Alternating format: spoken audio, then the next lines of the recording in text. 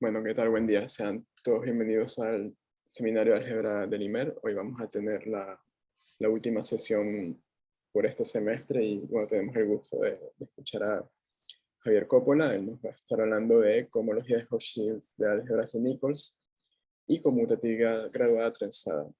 Javier es estudiante de doctorado de acá del Instituto de Matemáticas de la Universidad de la República. Está haciendo su tesis bajo la supervisión de la profesora Andrea Solotar. Y bueno, Javier, un gusto tenerte acá. Muchas gracias por haber aceptado la invitación y bueno, cuando quieras comenzar, adelante. Bueno, no, gracias por invitarme. Hace tiempo que tenía ganas de hablar en casa. No lo digo porque esté físicamente en mi casa, sino porque estamos, bueno, por el seminario. Bueno, tocó virtual esta vez. Así que bueno, vamos a arrancar y veamos lo que puedo hacer con un pizarrón que es de mentira. Bueno, como decía Marco, esto es un trabajo es parte de mi tesis doctoral. El trabajo, o sea, mi tesis en general, el doctorado, yo hice una primera parte con Marianita Pereira y la otra con Andrea Solotar, que es de lo que voy a hablar ahora. Y bueno, y dice más o menos así. Primero vamos a introducir un poco las cosas de cohomología de Hochschild, como para más o menos tener la gente que lo escuchó, que le vuelva a sonar, que fije notación, y el resto, bueno, nada, que se quede con algunas palabras y con lo importante de lo que vamos a usar. Entonces, K va a ser un cuerpo, más o menos hipótesis, la verdad que me parece que no precisamos ninguna, a veces me parece que no precisamos ni que sea un cuerpo, eso eventualmente lo ajustamos. Vamos a agarrar una álgebra, cualquiera, una K-álgebra asociativa, y vamos a agarrar un bimódulo, un AA bimódulo. ¿Eso qué quiere decir? Es un módulo que tiene, o sea, es un espacio vectorial que tiene una acción de A izquierda, una acción de A derecha, y ellas mismas son compatibles en el sentido que conmutan. Lo vamos a ver más en general después, cualquier cosa. Entonces, la cohomología de Hochschild de A con coeficientes en M la podemos definir de manera corta y homológica como un ext. Esta categoría tiene suficientes proyectivos. ¿Por qué? Porque tiene suficientes módulos libres. Cualquier cosa de la forma A tensor algo tensor A es un A módulo libre, un A bimódulo libre. Y eso nos permite definir un ext.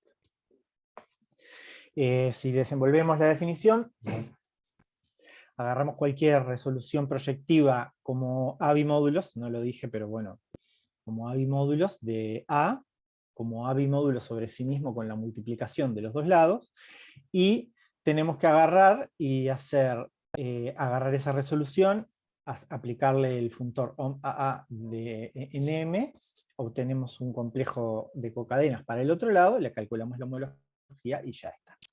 Bien, entonces ahora dijimos que agarrábamos cualquier resolución y nos servía para calcular la homología, la cohomología, perdón, y al revés de lo que hace la gente que hace cuentas de verdad, vamos a usar la resolución bar, que es una resolución gigante, que como dije, para hacer cuentas no sirve de mucho, porque es una resolución muy grande y es infinita, pero para resultados teóricos sí sirve, y esto más o menos lo que vamos a hacer en la charla de hoy son resultados teóricos, entonces bueno, la vamos a usar. Es bien fácil, como les dije que teníamos suficientes libres, bueno, ahora los vamos a usar. Tenemos a lo cubrimos con A tensor A por la multiplicación, y después vamos siempre con A tensor A, tensor A tensor A dos veces, tensor A, y así seguimos para atrás. Y el borde es bien fácil. Agarramos y hacemos el primero por el segundo por el tercero, o sea, vamos obteniendo como distintas n-1 tensorandos, si salíamos de n, bueno, y sumamos alternadamente todas esas cosas. Le faltó el puntito a la i. Bueno, Le aplicamos OM-AA a la resolución, como dijimos, y obtenemos bueno, tenemos que calcular la homología de esto. Tenemos que calcularlo, tenemos que considerarla para las cosas técnicas que vayamos a hacer, teóricas. Entonces, ¿qué pasa? Acá tenemos AES en las puntas siempre, ¿no? Tenemos, como dijimos, bimódulos libres, y le estamos aplicando el OM de A bimódulos. ¿Qué podemos hacer para tener un objeto un poco más chico, o por lo menos que no viva en una categoría tan complicada? Usar el isomorfismo de adjunción. Es la versión de todos los isomorfismos de adjunción que hay para módulos, para espacios vectoriales, bueno, para muchas cosas, y lo que dice es que si yo quiero un homomorfismo de A bimódulos del libre, me alcanza con definir lo que yo quiero definir en el espacio B. Entonces, con una transformación lineal de B en W, ya tenemos un homomorfismo de A bimódulos de A tensor B, tensor A, y W, que W es un A, no lo dije acá, W es un A bimódulo, y B es cualquier espacio vectorial. Bueno, esto es natural en B y W. Entonces, lo que vamos a hacer es usar la naturalidad en B para decir, bueno, ok, si yo estoy haciendo OM-AA de un complejo en M, esto me va a dar otro complejo. Vamos a verlo primero en objetos, ¿sí? Cuando yo hago OM-AA de algo que es, vamos a hacerlo, a ver, si yo tengo B2, voy a tener que ir un poquito para atrás, ¿no? B2 es A, tensor A, tensor A, tensor A. O sea, hacer algo, hacer OM de A bimódulos de esto en K va a ser lo mismo que quedarme con los dos del medio. A esto lo llamo C2 y es OM-K de A dos veces en M. El 1 es OM-K de A una vez en M. Y bueno, y el 0 es OM de, tenía A tensor A, me saqué las dos, me quedó K. Entonces, ¿qué le voy a hacer? Entonces el D, lo que pasa es que acá teníamos que el borde, ¿no? el diferencial que subía, era el dual del diferencial que bajaba. Y acá no vamos a tener eso, porque cuando uno va y vuelve acá, cuando a partir de una transformación lineal reconstruimos el homomorfismo de bimódulos, tenemos que usar las acciones.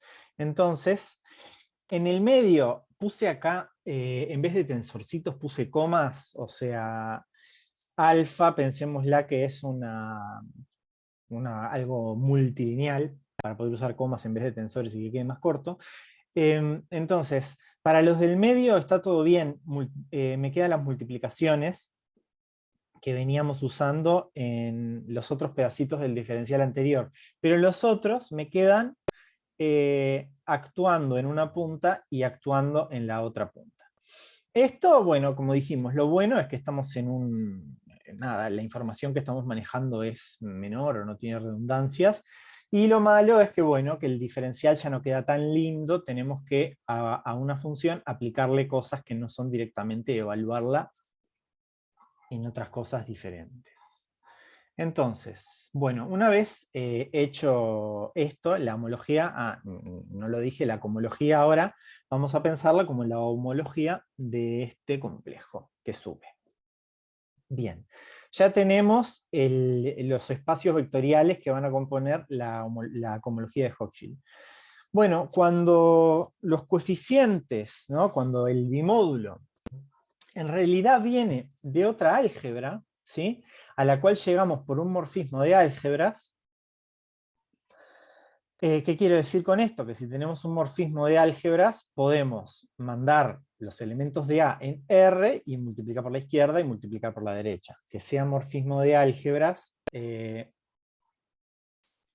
nos dice que efectivamente son acciones y que son compatibles.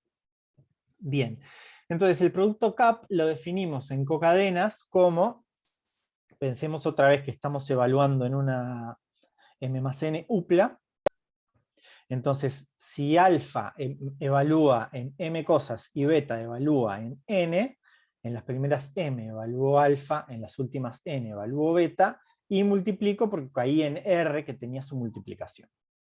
Bueno, gracias a que la multiplicación viene de un morfismo de álgebras de A, se verifica esta propiedad que alguna gente la llama regla de Leibniz graduada, porque es bien como cuando derivamos un producto. Entonces, lo bueno de esto es que manda ciclos en ciclos y bordes en bordes, cociclos en cociclos y cobordes en cobordes, y esto permite pasar a la homología y definir un producto que va de la cohomología por ella misma en ella misma, ¿sí? Entonces, por lo general en la cohomología de Hochschild se usa R igual a con la identidad, y para álgebras de Hopf vamos a usar R igual a K, ya lo vamos a ver. Entonces, acá ya estamos usando los dos que les dije. Para hablar de la propiedad que queremos del producto, o una propiedad que ya se sabía que cumplía la cohomología de Hochschild en estos casos especiales, es una álgebra graduada, en este caso vamos a estar hablando de esta, pero podemos aplicar la definición a cualquier álgebra graduada, decimos que es conmutativa graduada si al multiplicar alfa y beta, y al multiplicar beta y alfa, eso es igual salvo un signo que depende del grado de alfa y de beta. Yo esto lo definí acá un poquitito antes, o sea, en este caso el grado de A es donde vive, ¿no? O sea, es M, y en este caso el grado de beta es M. Y cada vez que hable de que las cosas tienen grado, voy a estar hablando de elementos homogéneos. Entonces hay un par de teoremas que ya tienen años, y es que la cohomología de Hochschild de A con coeficientes en ella misma, que es la que se llama la cohomología de Hochschild a secas, es conmutativa graduada, y este resultado lo hizo Gerstenau en el 63, diciendo, bueno, este mapa y este mapa a nivel de cocadenas son homotópicos, y la homotopía es esta. Agarró una homotopía gigante con una cosa que definió que se llamaba corchete, y hoy es el corchete de Gerstenau, que se estudia como cosa interesante aparte. Bueno, si es una álgebra de Hopf, podemos usarla con unidad, y tenemos que eso es un morfismo de álgebras de A en el cuerpo, entonces podemos considerar la homología de Hochschild de A con coeficientes en K, lo que se llama con coeficientes triviales, y resulta que esta también es conmutativa graduada. Hay mucha gente que probó esto de diferentes maneras, yo estuve como mirando y puedo decir nombres que aparecieron: Benson, Ginsburg y Kumar. Hay un artículo de Andrea con Marco Farinati que también lo demuestran. Hay un artículo de Mariano Suárez Álvarez que con un argumento prueba esta y esta de arriba también.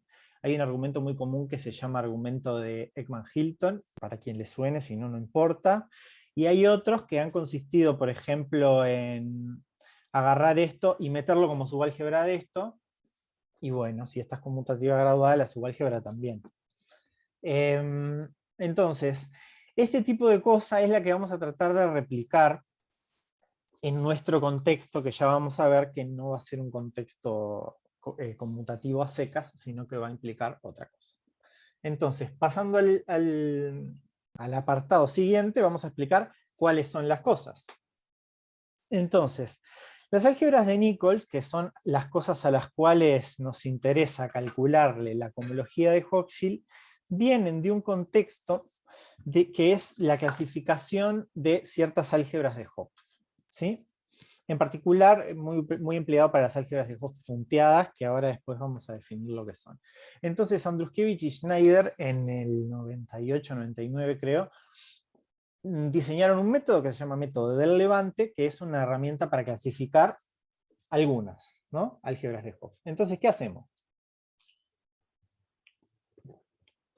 Agarramos nuestra álgebra de Hopf y le podemos hacer la filtración corradical. ¿Qué quiere decir? Agarro el corradical, que es la intersección de todas la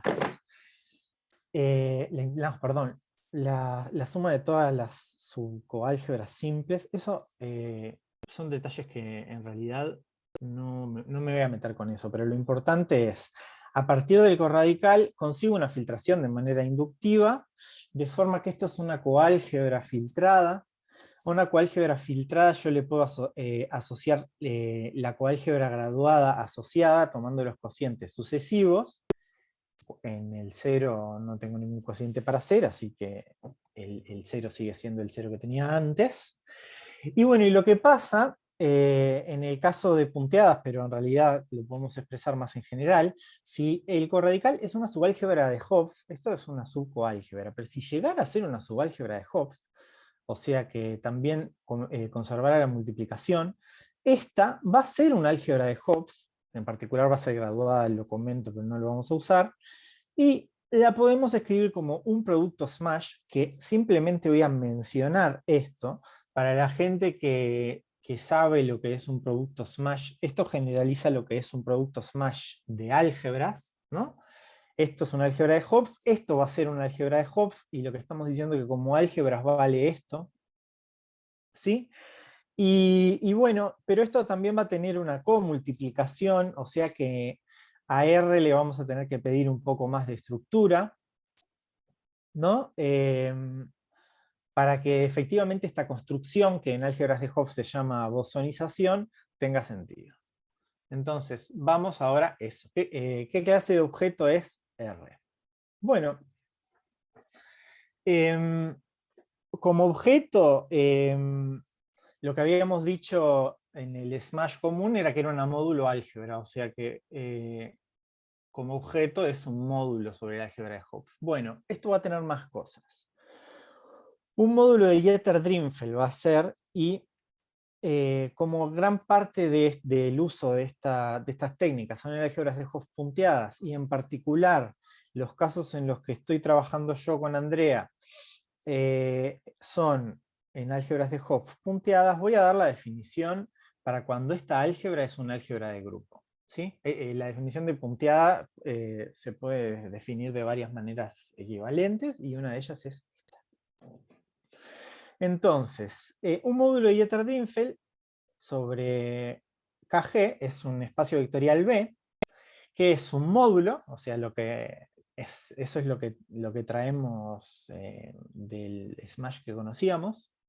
Es un comódulo, y ahora es donde viene la facilidad para la cual vamos a usar KG, porque un comódulo sobre un álgebra de grupo es simplemente un espacio que se llama G graduado, un espacio que se escribe como suma directa de componentes, una para cada elemento del grupo.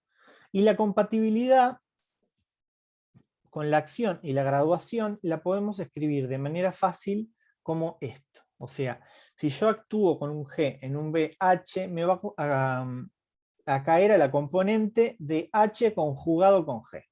Esta va a ser la compatibilidad, que nos va a permitir cosas que vamos a ver después. ¿Sí? Entonces, R como objeto es eso. Y bueno, ¿cuál es el álgebra de Nichols? Ok. Para definir álgebra de Nichols, primero tengo que definir lo que es un espacio vectorial trenzado, ya empiezan a aparecer cosas que se llaman trenzas, ¿sí? Y bueno, nada, la voy a dar y bueno, vamos a ver después dónde aparece esto. Tengo un espacio vectorial y tengo un morfismo, una transformación lineal de B tensor B en él mismo. La vamos a llamar trenza porque va a ser una generalización de cuando tenemos el tensor XY en B tensor B y lo mandamos al IX. La compatibilidad que tiene que tener es esta. Si queremos dibujarla, o sea, fíjense que estoy trenzando, estos son morfismos que van de B tensor B, o sea, de 3 copias en 3 copias, y verifican lo que cumple, por eso se llama trenza, que si yo trenzo los primeros dos lugares, después los últimos y después los primeros, es lo mismo que primero los últimos, después los primeros y después los últimos. Esta es la ecuación, se puede verificar a mano que la transposición lo hace, esas cosas. ¿Y esto para qué sirve? Bueno, para intercambiar factores de B y agarrar el álgebra tensorial, que es bueno, para quienes no la conocían, es la suma directa de B tensor n veces. Esto es un álgebra con la concatenación, y lo que vamos a hacer es darle una estructura de álgebra al producto tensorial de ella misma. Al producto tensorial de dos álgebras siempre podemos darle estructura de álgebra en los espacios vectoriales diciendo que multiplico coordenada a coordenada. Bueno, fantástico. Eso es una estructura de álgebra posible en esta álgebra tensor esta álgebra, pero le vamos a dar otra. Lo que vamos a hacer es, en componentes, si agarro, si esto está, a ver qué es lo que quise escribir acá, si yo estoy yendo de algo de T de B, o sea, algo que tiene, si yo quiero multiplicar una M más N upla con una P más Q upla, a ver, esperen que me mareé yo solito. ¿Qué estoy queriendo decir?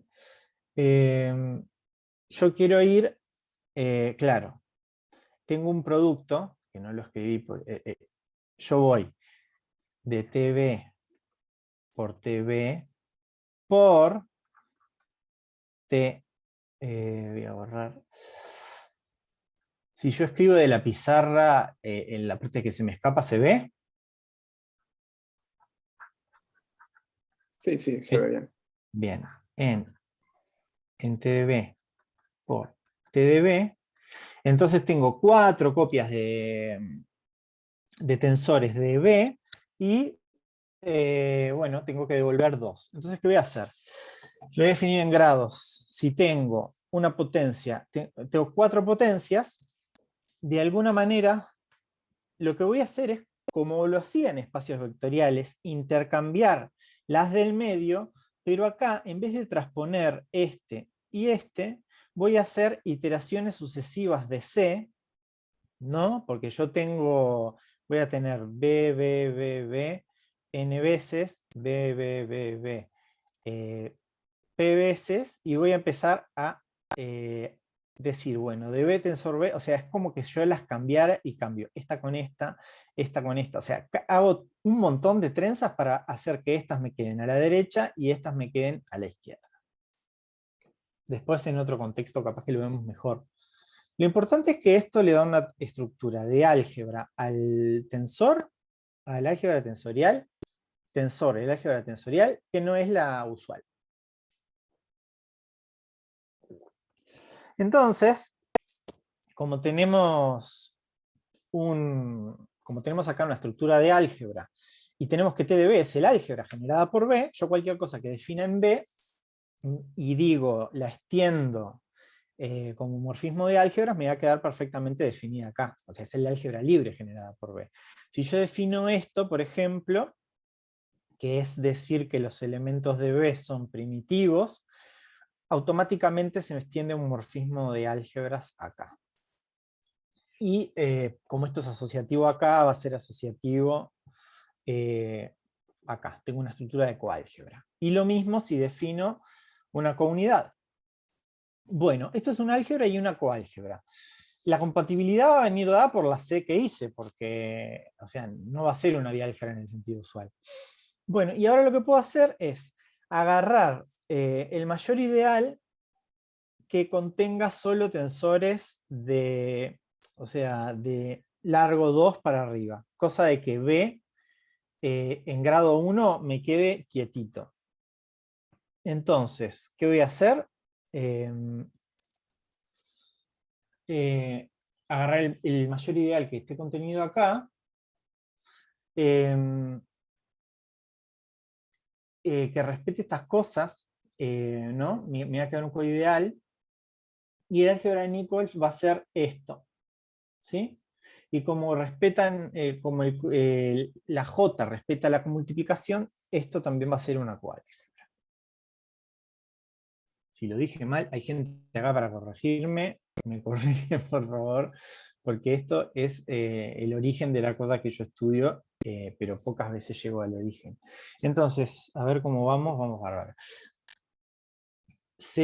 Entonces, en la R, ¿Qué relación tiene esto con la R? Bueno, que podemos agarrar los elementos primitivos de R, porque R donde estaba tiene una comultiplicación, considerar el álgebra generada por B, y resulta, esto es un resultado, que esta B va a ser el álgebra n = del espacio vectorial B, y esto va a estar incluido de esto como submódulo de Dieter-Drinfeld y además como subálgebra.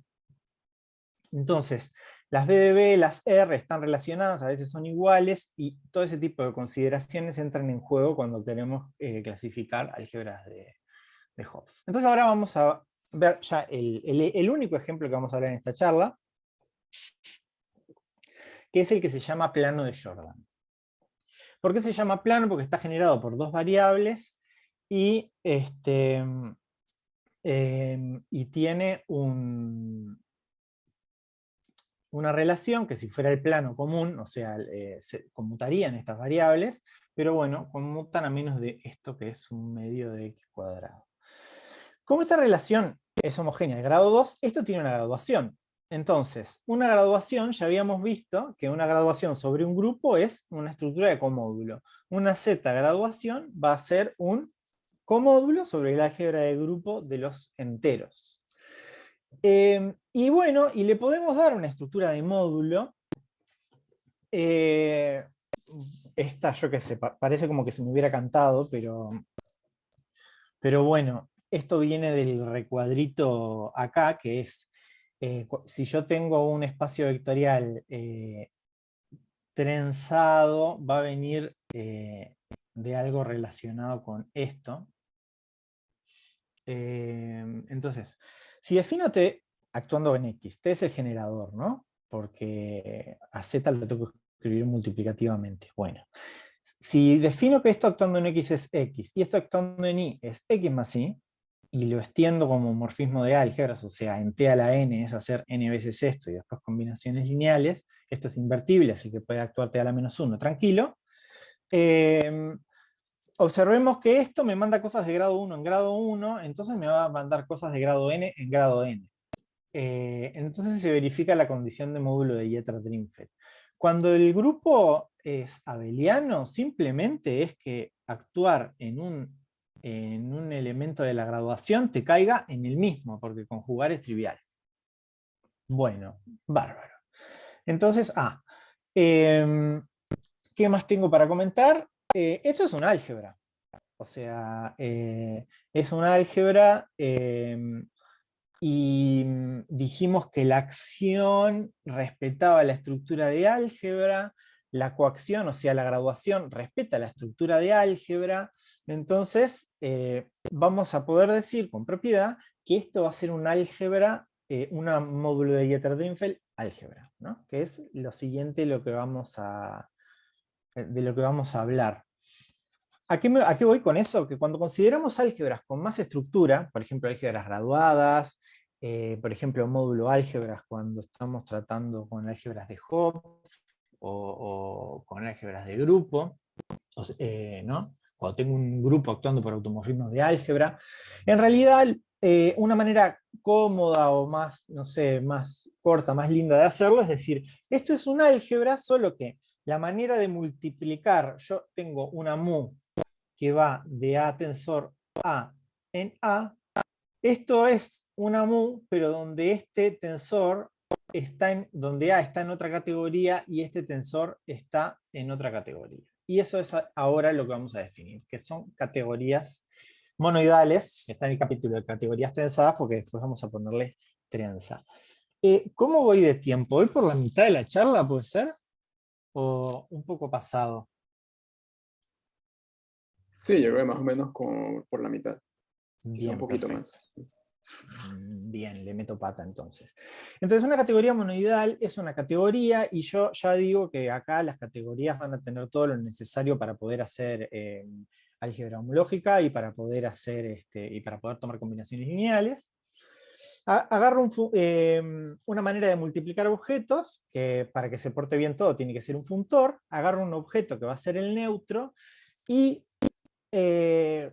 para decir el producto es asociativo y es unital, acá me equivoqué de letra, acá va una I latina,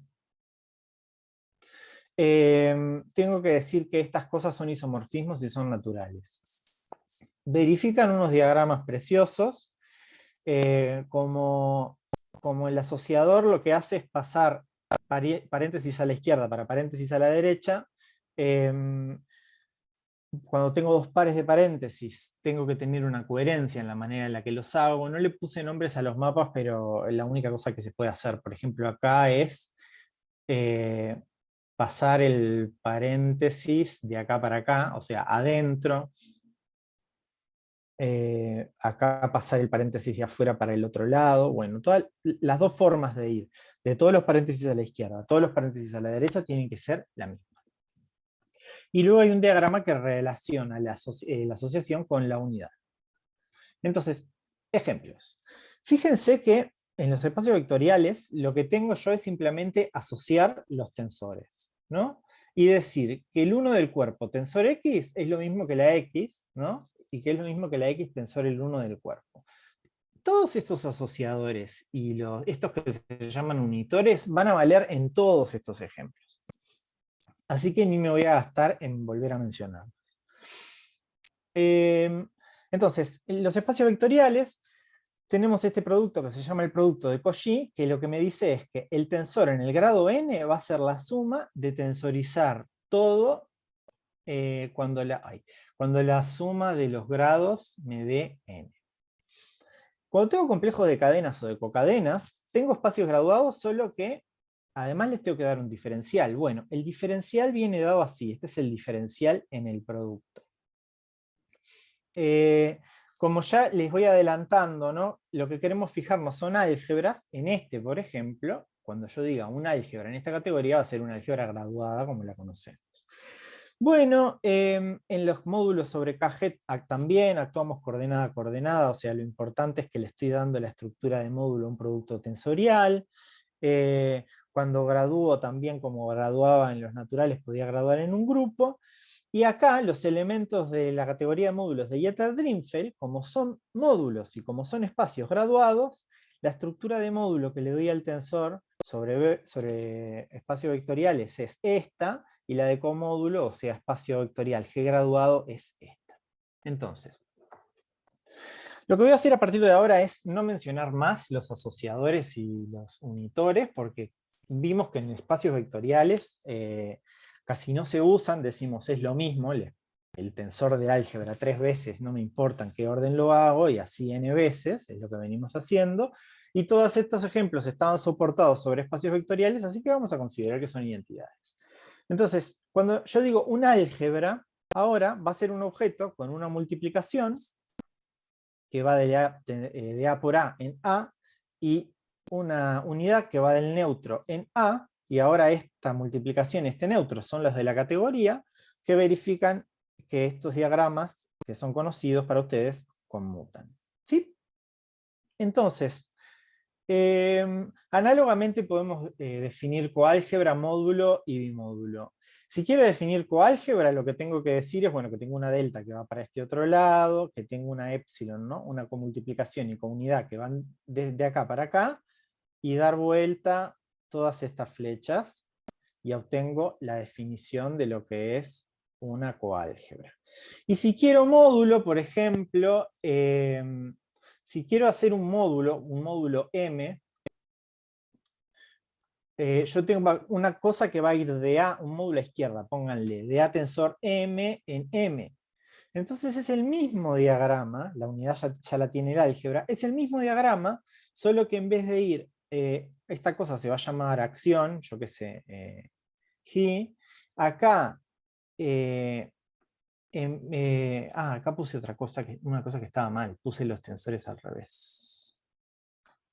Si acá iba identidad tensor mu, acá lo que voy a poner ahora es identidad tensor G, que me va a ir a caer a tensor M, o sea, poniendo todo M a la derecha, tengo la definición de módulo a derecha.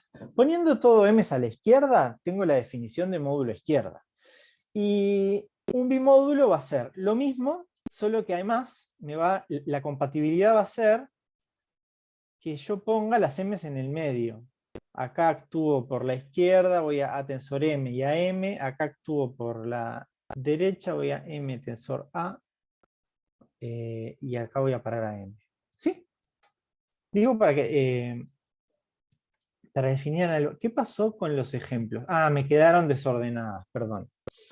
Es lo que les decía, una álgebra en los espacios vectoriales es una álgebra, en los espacios vectoriales graduados es una álgebra graduada, tenemos las álgebras diferenciales graduadas, G módulo álgebra, álgebra G graduada, y acá en la categoría de Jeter-Drinfeld, no sé si hay un nombre, pero tenemos un par de ejemplos que es la R que mencionamos y las álgebras de Nichols, que son a las que les vamos a dar pelota.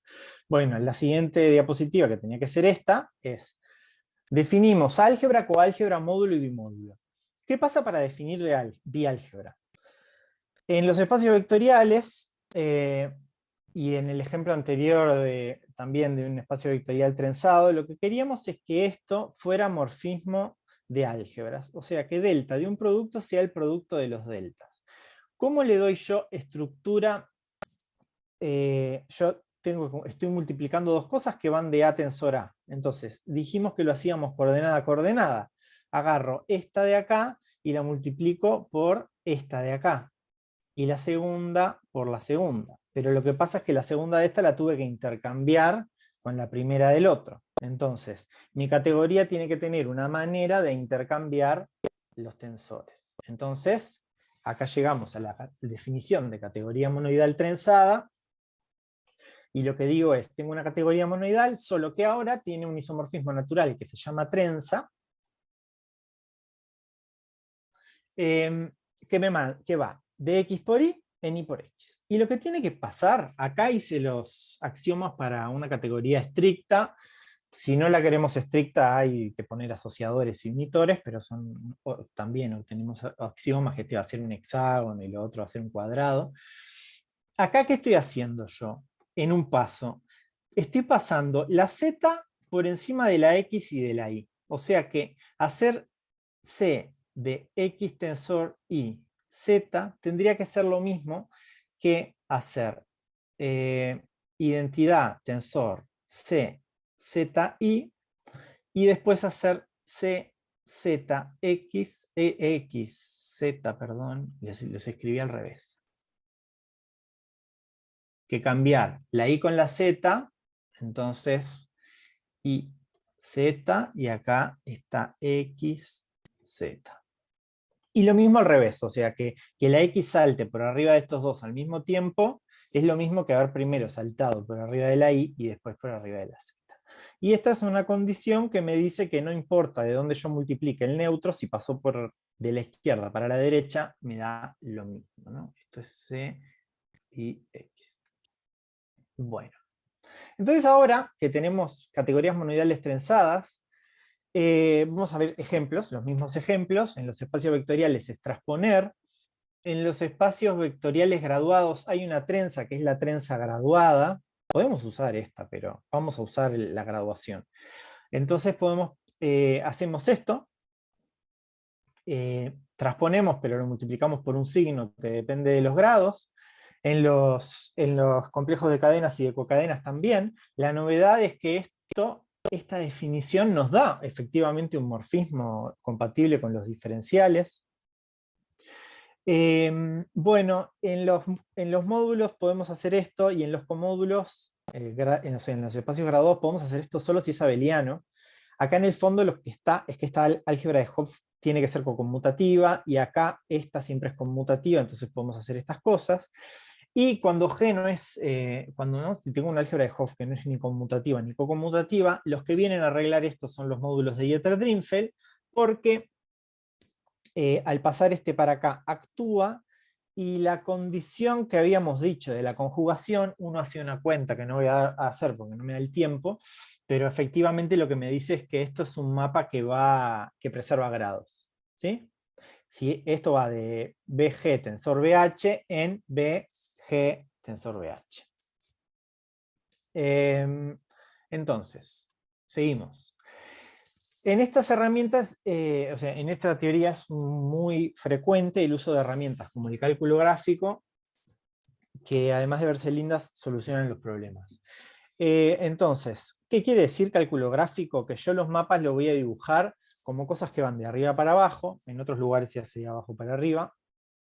Bueno, ¿y qué voy a decir? Que el producto tensorial es poner dos cosas una al lado de la otra. El neutro es un punto o no poner nada, porque si esto tiene yuxtapuesto la nada, es lo mismo que él. Bueno, entonces una álgebra la voy a escribir así. Si yo voy del tensor dos veces en un tensor, lo voy a escribir como que uno, estas dos patitas, y me quedan unidos para abajo. La unidad es, voy de la nada a A, es como que se crea una A. Y análogamente tenemos la coálgebra. Los módulos es algo que va de A tensor M en M, entonces es como que la A se metiera para dentro de la M, y la trenza la voy a escribir como que estoy trenzando, justamente. La X pasa por arriba de la Y. La inversa va a ser que la Y pasa por abajo de la X. Entonces, esto nos va a permitir hacer algunas cuentas gráficas. Esto es la asociatividad, por ejemplo. Esto es la condición de unidad, es como que cuando le pones esto fuera como retráctil. Y esto es la condición de un módulo a izquierda. Hay otras más que es, por ejemplo, estas son la naturalidad de la trenza, pero vista con morfismos como la multiplicación. Efectivamente yo estoy pasando esta horquilla, ¿cómo se llama esta? La onda por encima de la cruz. Por ejemplo, si yo tengo algo que involucra el neutro, va a ser lo mismo haberlo cruzado que no haberlo cruzado. Esto es la trenza y la inversa de la trenza. Bueno, esto me sirve para definir biálgebra de una manera gráfica. Una biálgebra es un álgebra y una coálgebra que cumplen estas cosas, que multiplicar y después comultiplicar va a ser lo mismo que comultiplicar, y si lo pensamos así podemos pensar que esta es la multiplicación en el producto tensorial intercambiando factores. Es lo mismo que decir que la comultiplicación es morfismo de álgebras, y es todas estas otras compatibilidades. Una vez que tengo biálgebra, la convolución y la existencia de una antípoda se hacen igual, porque o sea, se definen igual, y no me voy a meter con eso porque además no lo vamos a usar. Y de Japa, como tenemos una manera de conmutar, tenemos la definición de álgebra conmutativa, que si aplico la trenza y multiplico es lo mismo que multiplicar. Esa la vamos a usar. Entonces, el teorema, si quieren, el teorema de la conmutatividad graduada, lo podemos rever como que si tengo un álgebra de Hopf en los espacios vectoriales, entonces su homología de Hochschild a coeficientes triviales es un espacio vectorial graduado, ¿no? Es un álgebra graduada, y si la considero con la trenza que era dar vuelta y poner un -1, me da conmutativa. Conmutativa graduada quiere decir exactamente conmutativa para esta trenza de acá. Entonces ya recuperamos un resultado escrito de manera más corta.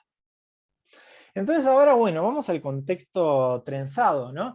Si tengo una álgebra de Nichols, sigo teniendo la comunidad que es un morfismo de álgebras. Y podemos considerar esto, pero no es conmutativa en este sentido, no es conmutativa graduada. No tenía por qué hacerlo, pero bueno, podemos hacernos la pregunta y hacer algunas cuentas que están en algunas o cohomologías que están calculadas, como la del plano de Jordan, y ves que no da. Entonces, la idea es, ¿podremos cambiar esta condición por otra, por algo trenzado? O sea, ¿podremos meter esta álgebra en una categoría donde podamos trenzar de una manera que no sea la usual? Bueno, entonces ahora lo único que vamos a hacer es otro ejemplo de categoría monoidal trenzada, que es generalizar la construcción de espacios vectoriales trenzados para, de espacios vectoriales graduados, perdón, para objetos graduados en cualquier categoría monoidal. ¿Sí? Entonces, si tengo una categoría monoidal, puedo considerar los objetos Z graduados en ella. El tensor va a ser, o sea, los objetos son estos, el tensor va a ser igual que lo hice en espacios vectoriales, solo que esta suma directa y este tensor son el de la categoría.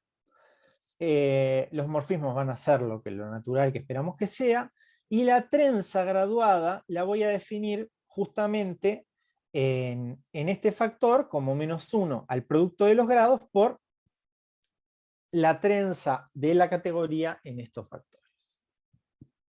Bien, y en este contexto voy a decir que si yo tengo en C una álgebra conmutativa graduada trenzada, es un objeto graduado en C, o sea, un objeto que está acá, que con respecto a la trenza graduada es una álgebra conmutativa. Ese es el objeto, la propiedad que queremos. Entonces ahora hay un teorema que hicieron Mitya Masknak, Julia Peltsova, Peter Schauenburg y Sarah Witherspoon en el 2009-2010, que dice que si yo tengo una álgebra de Hopf trenzada, como la acabamos de definir, con una multiplicación y una comultiplicación relacionadas por una trenza en una categoría de módulos de Dieter-Drinfeld, si el álgebra A es de dimensión finita, o el álgebra de Hopf, donde hice Dieter-Drinfeld, es de dimensión finita, entonces a los grupos HN les podemos dar estructura de módulos de Dieter-Drinfeld, y cuando consideramos el álgebra con el producto CAP, es conmutativa graduada trenzada. Entonces este es un teoremón que nos gustaría, bueno, que nada, que ahora dije, bueno, vamos a describirlo un poco para poder hacer las cosas, ¿no? Entonces, ¿se acuerdan que lo que dije al principio de la charla, y es que podíamos construir la cohomología de Hochschild como la homología de cierto complejo, que tenía la desventaja que no era Ohm de nadie? Bueno, cuando tenemos coeficientes triviales sí lo podemos lograr esto. ¿Por qué? Porque la manera de actuar, acá tengo el diferencial que había escrito con acciones, ahora la acción era aplicar el morfismo, que en este caso es epsilon, y multiplicarlo a la izquierda o a la derecha, pero ¿qué pasa? Epsilon son escalares, entonces lo puedo meter para acá.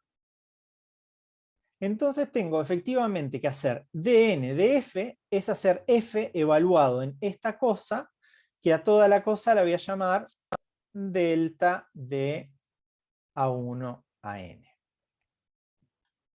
Es lo que vamos a hacer ahora. Entonces, ahora esta construcción, lo bueno es que como hicimos operaciones con los tensorcitos antes de aplicar Ohm, lo podemos hacer en la categoría.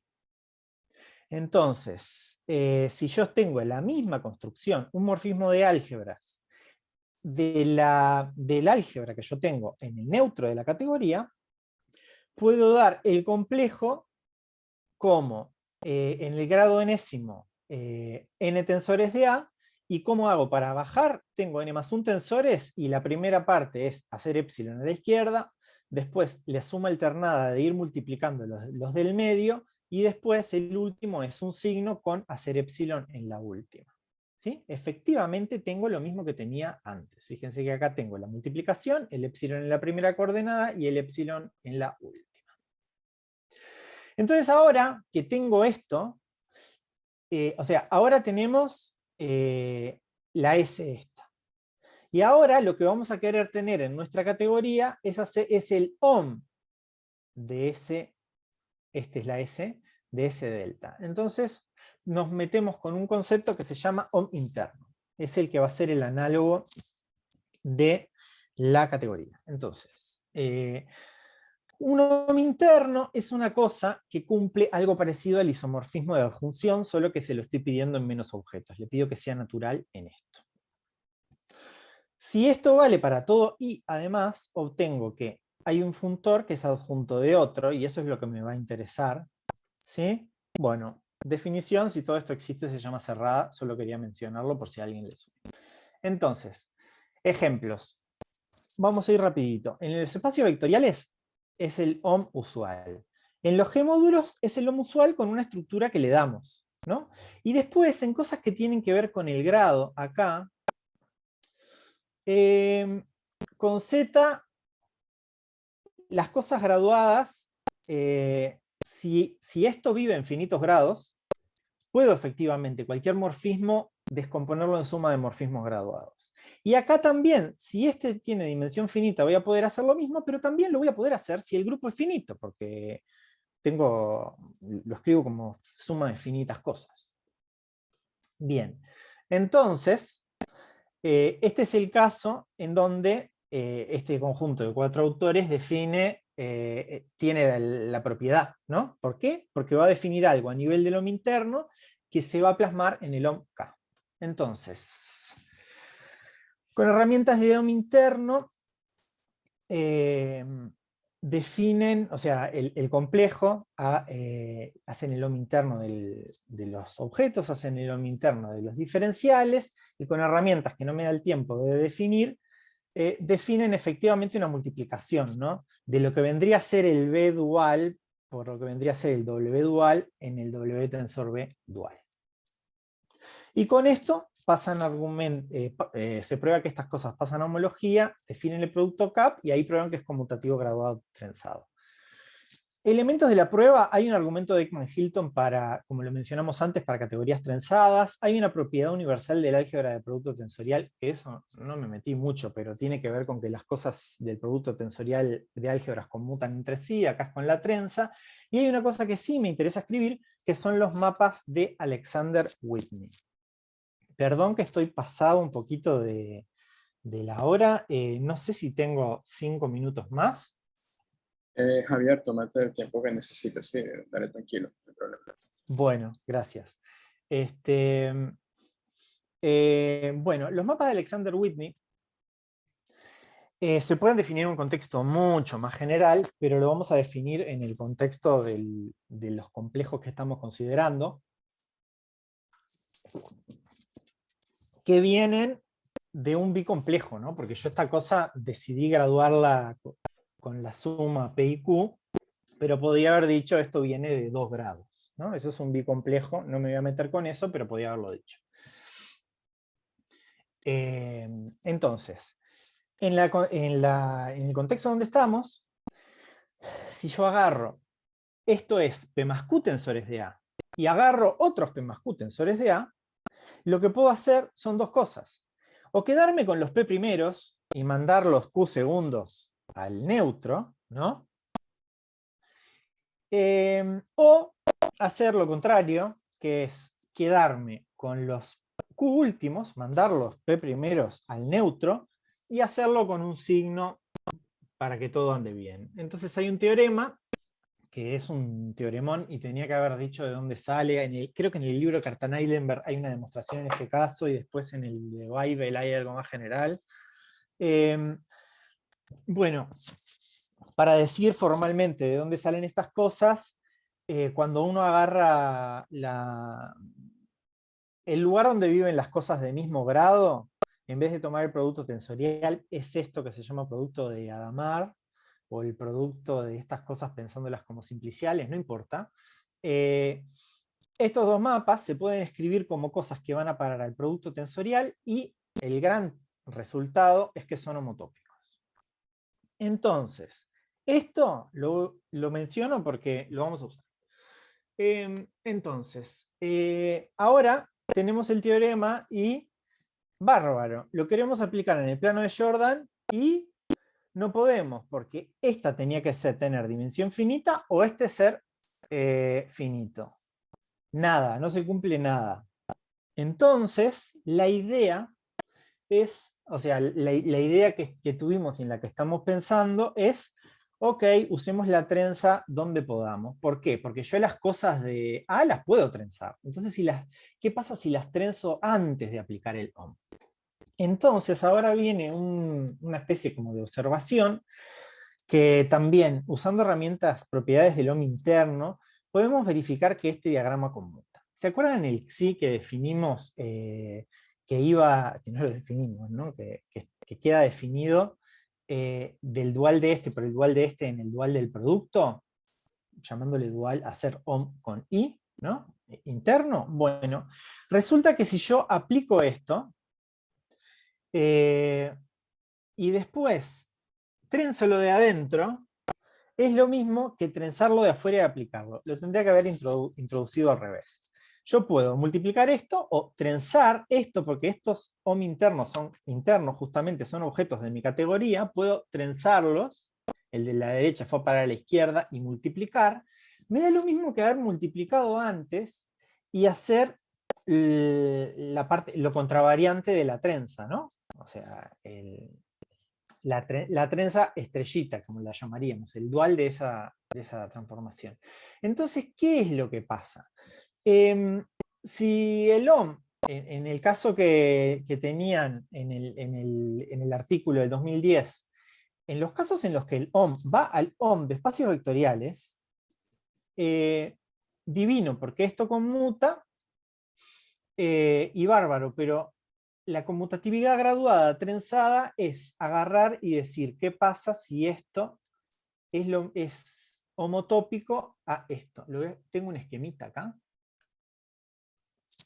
que es lo siguiente, ¿no? O sea, la conmutatividad graduada trenzada es que hacer trenza y multiplicar sea lo mismo que multiplicar lo que tenía, pero con un signo. ¿No? Voy a ir para acá. Esto con un signo es lo mismo que el de abajo. Pero si el cuadrado conmuta, me da lo mismo decir que esto es homotópico a lo de abajo a decir que esto es homotópico a lo de arriba. Bueno, pero ¿qué pasa? Esto de acá arriba lo podemos hacer sin usar nada de OM interno, porque yo estoy trenzando adentro. Entonces, haciendo cuentas, porque bueno, eran las cuentas que podíamos hacer, hicimos las cuentas en el plano de Jordan, en vez de con el OM interno, poniendo el OM usual, y resulta que este triángulo de arriba se verifica. Lo hicimos en el plano de Jordan con unos cálculos que habían hecho Samuel López y Andrea, y lo hicimos en el superplano de Jordan con unos cálculos que habían hecho Sebastián Reca y Andrea, que daban explícitamente quiénes eran los elementos de la H, y por eso pudimos hacer cuentas.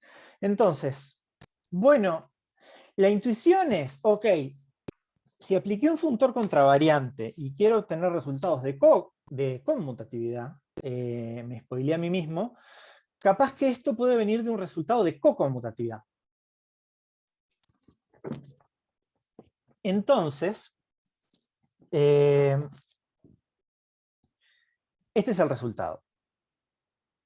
¿Qué pasa si la de concatenación la vemos así, ¿no? O sea, si a una P más Q upla, la separo en una P upla y una Q upla. ¿Sí? Tengo de ese 3 voy a ir a S0 por S3 más S1 por S2 más S2 por S1 más S3 por S0, agarrando en la misma terna y separándola de las distintas formas posibles. Esto es una comultiplicación, va de este a este tensor este. Es fácil de ver que es asociativo. Bueno, el resultado es que es coconmutativa graduada trenzada. ¿Esto qué quiere decir? Bueno, habíamos dicho que era que algo fuera conmutativo trenzado, y lo que estoy diciendo es que esto es lo mismo que esto.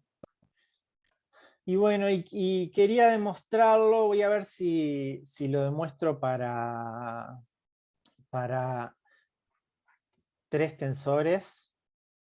Yo lo que quiero probar es que esto es homotópico a -1 a la 2 por 1 que hacer la trenza. Entonces, voy a mover esto para acá abajo y voy a hacer...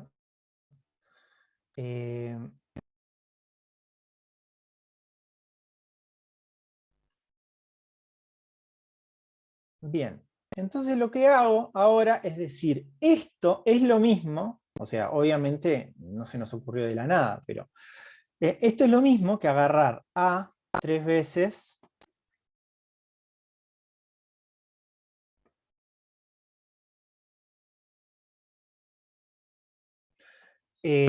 mandar todas las patas derechas para la derecha, las patas izquierdas para la izquierda,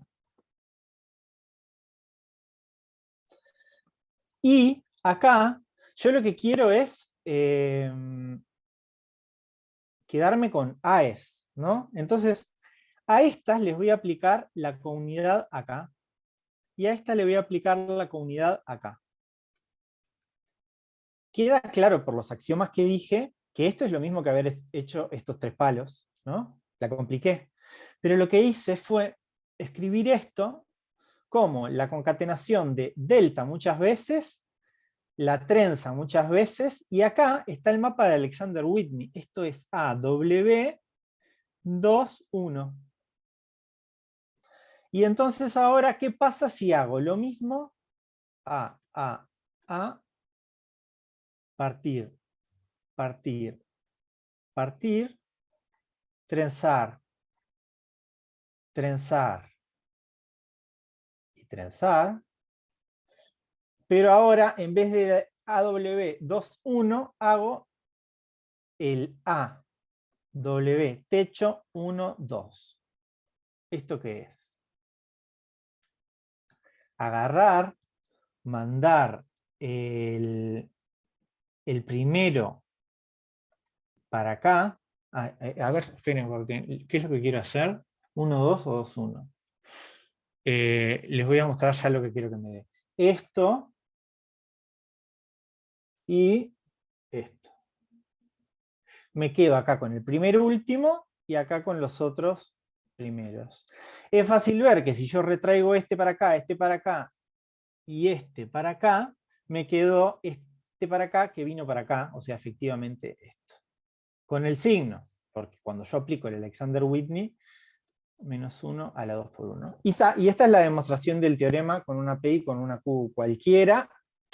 Y bueno, nada, este es el teorema, la idea es una cosa teórica, la idea es ver esto en algunas álgebras de Níquel concretas, qué nos da, si nos da algunas relaciones como para que podamos hacer algunas cuentas y que nos sirva. Este resultado del artículo del 2010 era, en el fondo, esto le servía para probar cosas sobre generación finita, que la cohomología como álgebra era finitamente generada, porque bueno, si tenés más relaciones es más fácil generarlo con menos cosas, esa sería la intuición. Bueno, y nada, la idea es probar qué pasa con esto en cosas donde las hipótesis del teorema no se cumplen. Y bueno, y cuando me salga algo, les volveré a contar. Muchas gracias por escucharme. Y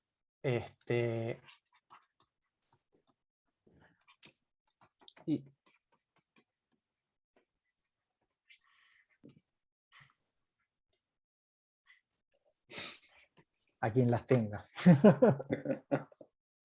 No sé si hay alguien por acá que vaya a tener vacaciones. No sé, yo voy a tener vacaciones una semana y la voy a disfrutar, no saben cómo la voy a disfrutar.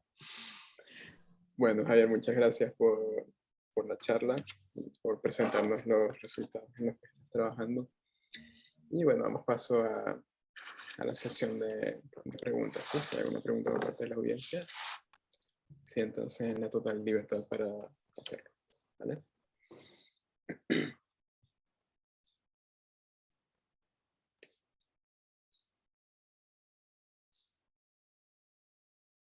Los maté. Sí, sí, pues lo viste.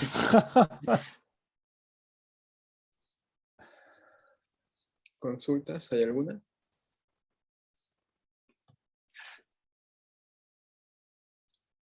Parece que no. Bueno, le damos a Javier las gracias nuevamente. Gracias al público por haber participado, no solo en esta charla, sino en charlas anteriores.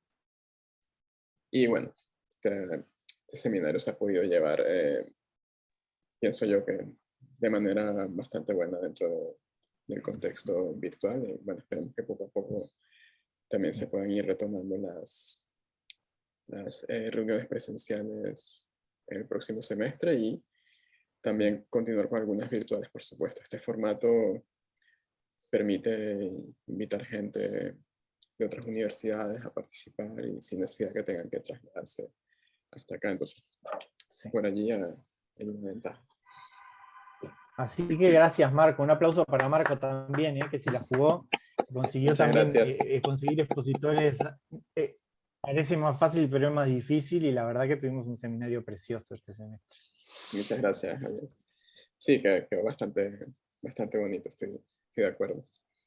Y bueno, ojalá se siga manteniendo la tradición en los semestres que vienen y ver en qué se puede mejorar. La invitación, por supuesto, para quien se quiera sumar a la programación del próximo semestre está abierta. Quien quiera charlar de algo es bienvenido. Y si conocen a alguien, tienen a alguien en mente que pueda participar en el seminario, también, por supuesto. ¿Ok? Entonces, bueno, muchas gracias nuevamente.